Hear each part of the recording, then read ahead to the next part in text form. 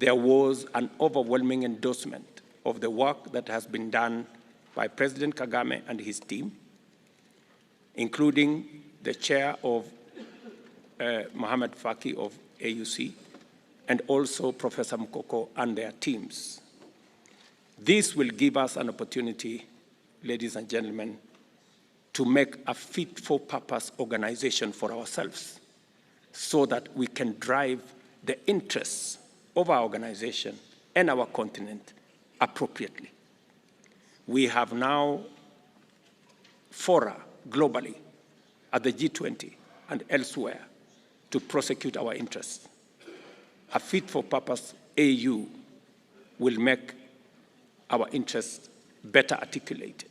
And I am very confident that with the support of colleagues here, with the support of Africa Union, we can drive the implementation of the report that was. We recognize these institutions, namely the Afrexim Bank, Trade and Development Bank, Africa Finance Corporation, Africa Insurance Corporation, Africa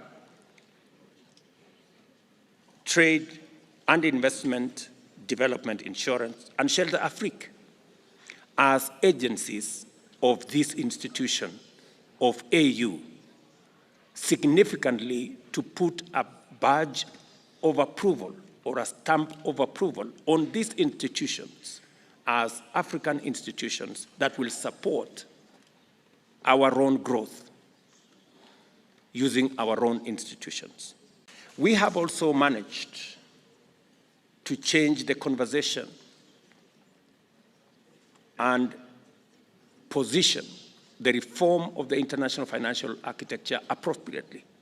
Initially, it didn't look, or it looked like it was a contest between the North and the South. But today, both the North and the South are united in affirming that there is a problem with the international financial architecture, and that today we are agreed that there is need for reform. I also want to record my appreciation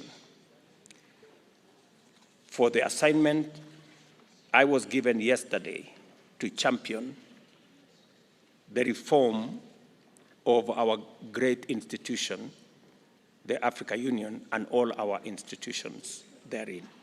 And I want to also record my appreciation of President Kagame's huge contribution over the last 8 years in championing that reform and the report that was filed yesterday. We have put very clear proposals on the table about tenure of debt, grace period for any debt, and even including debt pause clauses in agreements that will give countries opportunity to manage their challenges of climate vagaries, whether it is drought, whether it is floods, and be able to still manage their debt situations. And number two, we have also agreed that there must be principles of responsible sovereign lending, and that we need to have a candid conversation on credit rating, making sure that we eliminate disparities in credit rating of countries. Number two, that we eliminate disparities in risk analysis and the unfair profiling of African countries and countries in the global south and low-income countries as risky destinations.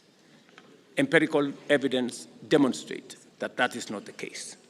We today are very proud that Africa is no longer the continent that was viewed just as a mere victim of climate change. That today, we are repositioning Africa as the continent that has the largest potential of renewable energy, and that we can use this potential, transform it into opportunity, and change it into investment that will give not just an Africa green industrialization trajectory, but it will also create opportunities for employment, opportunities, for industrialization that will eventually create enough jobs and stop our young people from migrating using rickety instruments in dangerous voyages to the rest of the world.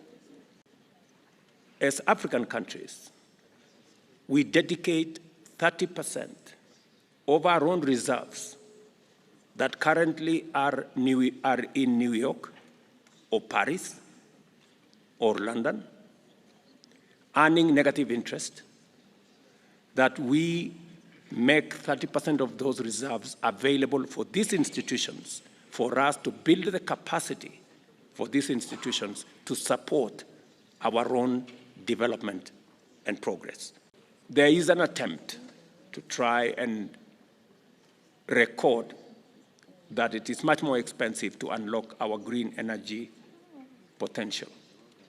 Empirical evidence demonstrate that while it may cost more initially, it is cheaper eventually. So we must package real, tangible, bankable projects, green energy projects in our continent as a demonstration of the potential we have and the opportunities that exist and the investment possibilities that are necessary that are available in our continent. We also undertake to fashion an African Economic Summit and invite friends, countries that want to work with us, corporations that want to work with us, philanthropies that want to work with us, yearly for a summit that is much more cost-effective, and we don't have to go to all manner of capitals, invited to try and discuss our development. It is fair, it is better if we can discuss it here at home, fashioned in the way we think best it should be.